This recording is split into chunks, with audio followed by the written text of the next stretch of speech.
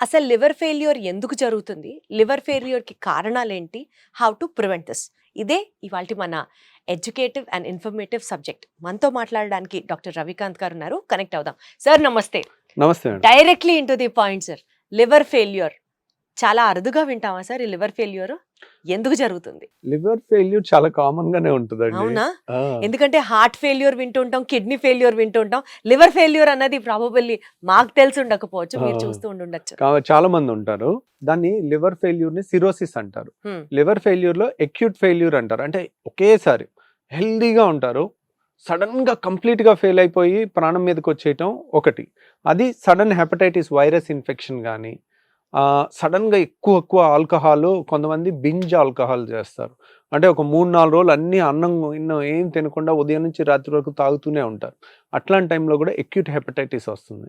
So hepatitis వైరస్లో 5 రకాల వైరస్లు ఉన్నాయి. Hepatitis A, B, C, D, E 5 వైరస్లు ఉన్నాయి.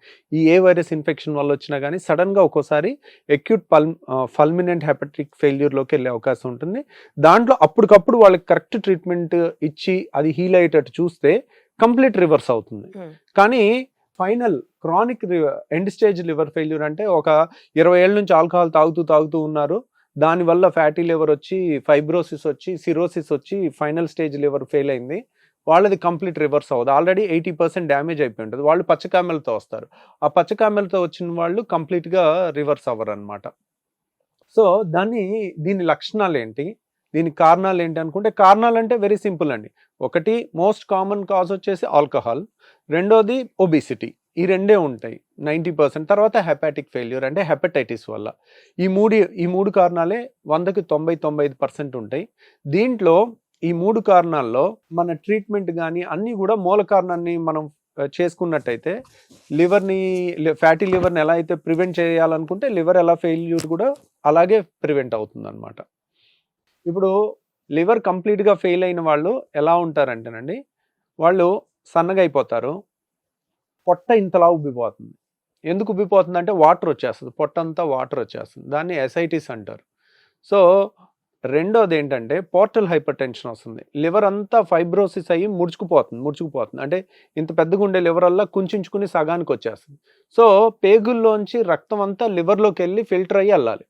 సో ఆ లివర్ చిన్నదైపోయేసరికి పేగుల్లో ఉండే రక్తనాళాలు బాగా ఉబ్బుతాయి.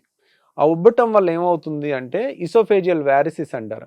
అంటే అన్నవాహికలో రక్తనాళాలు గుత్తుల్లాగా, ద్రాక్ష గుత్తులు ఏర్పడినట్టు రక్తనాళాలు గుత్తుల్లాగా ఏర్పడతాయి. దాన్ని వ్యారిసిస్ అంటారు. అవి బ్లీడ్ అయ్యి రక్తం వాంతులు కక్కుని చాలా మంది చనిపోతారు అనమాట. మీరు ఏ ఫేమస్ అన్నా చూడండి, ఇప్పుడు దేవదాస్ సినిమా చూడండి, రోజు ఆల్కహాల్ తాగి చివరికి రక్తం కక్కుని చచ్చిపోతారు. తర్వాత ప్రేమ్ నగర్లో నాగేశ్వరరావు గారు చూడండి, దాంట్లో కూడా అంతే, రోజు ఆల్కహాల్ తాగి చివరికి రక్తం కక్కుని చచ్చిపోతారు. సో వాళ్ళకి పేగుల్లో ఉండే రక్తం అంతా లివర్లోకి వెళ్ళి మన బాడీ మొత్తానికి వెళ్ళాలి. లివరే కుంచుకుపోయినప్పుడు దారి ఉండదు ఆ బ్లడ్ వెళ్ళటానికి. అందుకని ఇవి బాగా ఉబ్బిపోయి ఉంటాయి అన్నమాట. సో ఇది ఒక రకమైన చావు. రెండో రకం ఏంటంటే పొట్టంతా ఇంతలా ఉబ్బిపోద్ది, ఇంతలావు సన్నగా ఉంటాడు మనిషి, పొట్ట ఇంత ఉంటుంది, ఇంత పొట్ట ఉంటుంది అనమాట. సో అంత పొట్ట నిండా వాటర్ ఉంటుంది, మొత్తం వాటరే ఉంటుంది. సో దాన్ని ఎసైటిస్ అంటారు. సో దానివల్ల అది కూడా ఎందుకు అంటే పేగుల నుంచి వెనక్కి రాకపోవటం వల్ల దాని నుంచి పొట్టలో అంతా చేరటం, ఆల్బుమిన్ తగ్గిపోవటం. లివర్ ఆల్బుమిన్ అనే ప్రోటీన్ని తయారు చేస్తుంది. అది తయారవ్వకపోవటం వల్ల మన బాడీలో ఉండే వాటర్ అంతా, రక్తంలో ఉండాల్సిన వాటర్ అంతా రక్తం బయటకు వచ్చేస్తుంది, కాళ్ళవాపులు కూడా వచ్చేస్తుంటాయి. తర్వాత మూడోది ఎన్సెఫలోపతి అంటారు. అంటే వాళ్ళు కన్ఫ్యూజన్ అయిపోతారు. అంటే బ్రెయిన్ సరిగా పనిచేయదు. లివర్ సరిగా లేని వాళ్ళకి ఎప్పుడు కన్ఫ్యూజ్డ్గా ఉంటారు, ఎక్కువసేపు నిద్రపోతారు, లేదంటే రాత్రి అంతా నిద్రపోరు, ఓరియంటేషన్ పోతుంటుంది, కన్ఫ్యూజ్డ్గా మారుతుంది. దీన్ని బ్రెయిన్ ఫెయిల్ అయ్యి చనిపోతారు. లివర్ ఫెయిల్ అయిన వాళ్ళకి కూడా బ్రెయిన్ సరిగా పనిచేయదు అనమాట. సో అట్లా ఈ 3 కారణాల సిమ్టమ్స్ వల్ల ప్రాణహాని వస్తుంది. కానీ చిన్న కంప్లైంట్స్ ఉండవు. ఎందుకంటే లివర్ ఫెయిల్యూర్ అనేది క్రానిక్ లివర్ ఫెయిల్యూర్. అంటే ఓవర్ 20 yearsలో స్లోగా రోజు 1%, 0.5%, 0.1% డ్యామేజ్ చేసుకుంటా సిస్టమేటిక్గా చంపుకుంటూ వచ్చాను దాన్ని. దేంతో? ఆల్కహాల్. సో అలా రోజు కొద్దిగా చంపుకుని వచ్చిన దానికి రోజు సిమ్టమ్ ఏముంటది? ఏముండదు. పాపం ఇది తెలియదు వాళ్ళకి. ఓహో నా లివర్ 50% డ్యామేజ్ అయిపోయింది, చచ్చిపోయింది, వాళ్ళకి తెలియదు, వాళ్ళు నార్మల్ అనుకుంటారు. వాళ్ళకి బ్లడ్ టెస్ట్ చేస్తే లివర్ ఫంక్షన్ టెస్ట్ చూసుకుంటారు. డాక్టర్ గారు నేను లివర్ ఫంక్షన్ టెస్ట్ చేసుకుంటున్నానండి, రోజు ఆల్కహాల్ తాగుతున్నా, నాకేం కావట్లేదు, లివర్ ఫంక్షన్ టెస్ట్ బాగుందండి అని.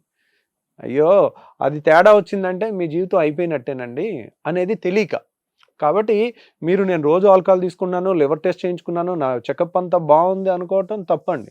డ్యామేజ్ అయిపోయిన తర్వాతే తెలుస్తుంది అది. అంటే మేబీ ప్రొఫ్యూజ్ ఆల్కహాల్ తీసుకునే వాళ్ళు ఎవ్రీ 6 months ఒకసారి 1 year ఒకసారి మీరు చెప్పినట్లుగా స్కాన్లు అవి చూపించుకుంటూ చేయించుకుంటుంటే లివర్ ఫంక్షనింగ్ బాగుందా లేదా అర్థమవుతుంది అంటారా? అది కదండి, మనకి ససెప్టబిలిటీ ఎంత ఉందనేది చూసుకోవాలి.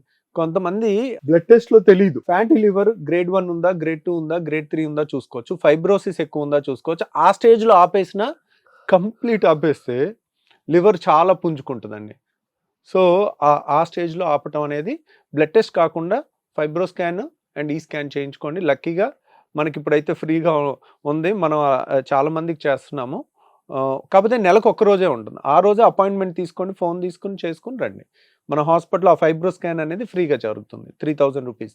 సో దీనికి ట్రీట్మెంట్ సంగతి ఉంటే ఏం చేస్తారు సార్? లివర్ ఫెయిల్యూర్ కి ట్రీట్మెంట్ అనేది ఏంటంటేనండి, రక్తం వాంతి చేసుకుని వచ్చారనుకోండి, వెంటనే ఎండోస్కోపీ వేసి చూస్తాం. ఆ రక్తం నాళాలన్నీ గుత్తులులాగా ఫామ్ అవుతాయి. ఇసోఫేజియల్ వ్యారిసిస్ అంటారు, గ్యాస్ట్రిక్ వ్యారిసిస్ అంటారు. ఇమ్మీడియట్గా వాటిని బ్యాండ్ వేసి రక్తం బ్లీడింగ్ని ఆపేసేయచ్చు. ఏది ఈసోఫేగస్లో వ్యారిసిస్ని బ్యాండ్ వేసి ఆపేయచ్చు. కానీ స్టమక్లో జీర్ణాశయంలో కూడా అలా వ్యారిసిస్ వస్తాయి, దానికి బ్యాండ్ అనేది పనిచేయదు, దానికి గ్లూ ఇంజెక్షన్ అనేది ఒకటి ఉంటుంది. సో ఆ గ్లూ ఇంజెక్షన్ చేస్తే అవన్నీ కుంచుకుపోయి మనకి బ్లీడింగ్ అనేది ఆగిపోతుంది అనమాట. సో ఇది ఒక రకమైన ట్రీట్మెంట్. తర్వాత కొన్ని మెడిసిన్ ఉన్నాయి, ఆ పోర్టల్ హైపర్ టెన్షన్ అంటారు, అంటే పేగుల్లో రక్తం అంతా లివర్లోకి వెళ్ళి మిగిలిన అన్ని చోట్లకి వెళ్తుంది కదా. ఆ పోర్టల్ హైపర్ టెన్షన్ అంటే పేగుల్లో రక్తనాళాల్లో బీపీ పెరిగిపోతుంది. ఆ బీపీ తగ్గించే కొన్ని మందులు ఉంటాయి, ఆ మందులు వాడుకోవటం. కాళ్ళ వాపులు వచ్చేస్తాయి, పొట్టవాపు వచ్చేస్తుంది, దానికి కొన్ని మందులు ఉంటాయండి. సో ఆ మందులు వాడుకుంటే కనుక దానికి ఫ్రూసిమైడ్ అని, స్పైరోనోలాక్టోన్ అని కొన్ని మందులు ఉంటాయి, వాటిని వాడుకుంటే కాళ్ళవాపులు తగ్గుతుంది, పొట్టవాపు తగ్గుతుంది. పొట్ట మరీ ఉబ్బిపోతే ఏంటంటే ఒక 3-4 లీటర్లు వాటర్ తీసేస్తే తగ్గుతుంది. ఆల్బుమిన్ తక్కువ ఉంటుంది, ఆల్బుమిన్ ఎక్కించగానే ఇంత పొట్ట కాస్త ఇలా లోపలికి వెళ్ళిపోతుంది. ఆ వాటర్ అంతా రక్తం పీల్చేసుకుని రక్తం నుంచి యూరిన్లో పంపించేస్తుంది అనమాట. సో ఆ విధంగా దానికి లక్షణాలను బట్టి ఏది ఎక్కువ ఉందనే దాన్ని బట్టి చేస్తుంటారు. ఇంకా నెక్స్ట్ ట్రీట్మెంట్ అంటే టిప్స్ అని ఒక ప్రొసీజర్ ఉందండి, ఆపరేషన్ లేకుండా టిప్స్ అనే దాంట్లో సడన్గా ఏం చేసినా రక్తం వాంతులు ఆగవు, లీటర్లు కక్కుకుంటూ ఉంటారు, వాళ్ళని వదిలేస్తే ఒక రోజులో చచ్చిపోతారు. అలాంటి వాళ్ళకి లైఫ్ సేవింగ్ ట్రీట్మెంట్ అనేది టిప్స్ అనేది ఒకటి ఉంటుంది. అది ఆల్మోస్ట్ మనం చిన్న రక్తనాళంలోంచి వెళ్ళి ఆపరేషన్ లేకుండా, కోత లేకుండా, కుట్టు లేకుండా చేయొచ్చు అనమాట. సో అది కాస్ట్లీ ఉంటుంది, కాకపోతే 3.5 లక్షల దాకా అవుతుంది. మంచి ప్రొసీజరు. ఇదివరకు ఒకప్పుడు విజయవాడలో జరిగేవి కావు, ఇప్పుడు ఇక్కడ కూడా జరుగుతున్నాయి. తర్వాత ఇంక ఈ స్టేజ్ కూడా దాటిపోయింది అనుకోండి, నెక్స్ట్ వచ్చేసి లివర్ మార్పిడి. ఎవరన్నా మన ఇంట్లో వాళ్ళు ఇచ్చేవాళ్ళు ఉంటే వాళ్ళ లివర్ మనకు వేయించుకోవటం, లేదంటే ఏదన్నా కెడావరిక్ లివర్ అంటే చాలా మందికి తెలియదు ఏంటంటే లివర్ ఫెయిల్యూర్ అయి ఉంటుంది, వాళ్ళకి ఇన్ఫర్మేషన్ ఉండదు. నాకు లివర్ ఫెయిల్ అయింది కదా, సడన్గా బ్రెయిన్ డెడ్ పేషెంట్ ఉంటారు, వాళ్ళ లివర్ ఖాళీగా ఉంటుంది, కిడ్నీలు ఒకరికి ఇచ్చేస్తారు, ఒక కిడ్నీ ఒకరికి ఇస్తారు, లివర్ ఖాళీగా ఉంటుంది. లివర్ ఫెయిల్యూర్ అయిన వాళ్ళు ముందే రిజిస్టర్ చేసుకుని ఉన్నారనుకోండి, వాళ్ళకి ఫ్రీగా లివర్ దొరుకుతుంది. మనకి డెడ్ పేషెంట్ లివర్ దొరికితే అదృష్టం ఏంటంటే ఫుల్ లివర్ దొరుకుతుంది. ఇప్పుడు మన ఇంట్లో వాళ్ళు ఇచ్చిన సగం ముక్కే ఇస్తారు. సో ఇప్పుడు సపోజ్ ఒక తండ్రి ఉన్నాడు, దిట్టంగా ఉన్నారు, వాళ్ళ కూతురు 60 కేజీలు 50 కేజీలే ఉంది, అమ్మాయి సగం లివర్ ఇచ్చినా ఈ 75 కేజీలు అతనికి సరిపోదు. సో అదే ఒక అబ్బాయి ఉన్నాడు, 75 కేజీలు ఉన్నాడు, వాళ్ళ అమ్మ 60 కేజీలే ఉంది, వాళ్ళ అమ్మకి లివర్ డ్యామేజ్ అయింది, అబ్బాయి లివర్ సగం ఇచ్చినా కానీ సూపర్గా సరిపోతుంది వాళ్ళ అమ్మకి. సో ఇట్లా క్యాలిక్యులేషన్స్ ఉంటాయి. అదే మన డెడ్ పేషెంట్ లివర్ వేస్తే మాత్రం సో ఫుల్ లివర్ వస్తుంది కాబట్టి చాలా మందికి తెలియక రిజిస్టర్ చేసుకోరు. ఇప్పుడు మన తెలంగాణలో లిస్ట్లో రిజిస్టర్ చేయించుకుని, ఆంధ్రాలో లిస్ట్లో రిజిస్టర్ చేసుకుని సడన్ గా బ్రెయిన్ డెత్ అయిపోయారు అనుకోండి, వాళ్ళకి ఎవరు సీనియరు, ఎవరు ఫస్ట్ రిజిస్టర్ చేసుకున్నారు వాళ్ళకి ఇవ్వాలి. ఫస్ట్లో వీళ్ళు ఉన్నారు, ఈరోజు చచ్చిపోయిన పేషెంట్ లివర్ వచ్చేసి ఓ పాజిటివ్ అనుకోండి, ఈ పేషెంట్ బి పాజిటివ్ అనుకోండి, ఆయనకి సరిపోదు అనుకోండి, ఆయనకి ఇవ్వరు. కింద ఓ పాజిటివ్ ఎవరున్నారని చూసుకుంటూ ఉంటారు, 10వ ఓ పాజిటివ్ ఉంటే తనకి ఇస్తారు. అలా అదృష్టం కలిసి వస్తాయి, ఎవరికి ఎప్పుడు లివర్ దొరుకుద్ది అనేది తెలియదు. సో బేసికల్ గా సార్ లివర్ ఫెయిల్యూర్ అయింది అని తెలిసిన తర్వాత మనకి ఎంత టైం ఉంటుంది ట్రాన్స్ప్లాంట్ చేయాలి అని అనుకుంటే? అంటే కొంతమంది లివర్ ఫెయిల్ అయ్యి కూడా జాగ్రత్తగా కాపాడుకుంటా ఆల్కహాల్ ఆపేసి చూసుకుంటా సన్నగా ఉండి మిగిలిన అన్ని బాగున్నాయి అనుకోండి, ఒక్కోసారి 4 ఏళ్ళు 3 ఏళ్ళు 5 ఏళ్ళు 10 ఏళ్ళు కూడా ఉంటారు. అలా Okay. టైం ఇస్తారు. కొన్ని మెల్డ్ స్కోర్ అని ఉంటుంది, వాళ్ళకి చైల్డ్ స్కోర్ మెల్డ్ స్కోర్ అని టెస్టులు చేసి ఆ స్కోరింగ్ ఉంటుంది. ఈ స్కోరింగ్ ఇంతకన్నా ఎక్కువ ఉంటే వీళ్ళు 1 ఇయర్ నుంచి బతకరని వస్తుంది. ఆ మెల్డ్ స్కోర్ అనేది చూసుకుని ఆ స్కోరింగ్ ఎక్కువ ఉంటే కనుక ఎక్కువ రోజులు బతకరు అనమాట. వాళ్ళకి ప్రయారిటీ మీద లివర్ ఇస్తారు. సరే, ఈ వీడియో కంక్లూడ్ చేసే ముందు లివర్కి స్పెసిఫిక్గా పలానా తింటే లివర్ హెల్దీగా ఉంటుంది, సో మనం హెల్దీగా ఉంటాం, డీటాక్స్ డైట్స్ అని డీటాక్స్ ఫుడ్స్ అని ఏవో వచ్చేసాయి కదా సార్, ఇవి తింటే ఇవన్నీ గట్ ఫ్రెండ్లీతో పాటు లివర్ ఫ్రెండ్లీ కూడా సోషల్ మీడియాలో చాలా వస్తున్నాయి. Does diet play an important role for a healthy liver? అది కదండి, రోజు ఓ 10 రౌండ్లు ఆల్కహాల్ తాగి నేను ఒక కాకరకాయ తిన్నాను, కరక్కాయ తింటాను, నా లివర్ డిటాక్సిఫై అవుతుందంటే అది ఫూలిష్నెస్. సో అలా జరగదు. It doesn't, you can't get a healthy life with short cuts. ఇప్పుడు 99% వాటికి ప్రూఫ్ లేదండి. ఇది తింటే ఇది అవుద్ది, ఇది తింటే ఇది అవుద్ది. మరి ఎందుకు అన్ని లక్షల మంది ఆ వీడియోలు చూస్తున్నారంటే, ఇప్పుడు లివర్ ఫెయిల్ అయ్యి చనిపోతున్నారు పేషెంట్, వాడు ఒక్కరోజన్నా ఆనందంగా ఉంటాడు, ఓకే ఇది తింటే అన్నా నా లివర్ కొంచెం అవుద్దేమో, పోనీ అట్లీస్ట్ అదన్నా చేసుకునే. కానీ వేలం వేరులాగా ఇది ఒకటే తింటే బాగా అవుద్దని మనం చేయాల్సిన ఫండమెంటల్ థింగ్స్ అన్ని చేయకుండా అది చేయటం అనేది మూర్ఖత్వం. Got it. అంటే there is no specific diet for liver health అని చెప్పి నాకు అర్థమవుతుంది. బట్ ఎస్, లివర్ ఎందుకు పాడవుతుందో తెలుసుకున్నాం, పాడైతే ఇమ్మీడియట్ గా మనం ఏం చేయాలో కూడా అర్థం చేసుకున్నాం. Thank you so much doctor గారు. థ్యాంక్ యూ అండి.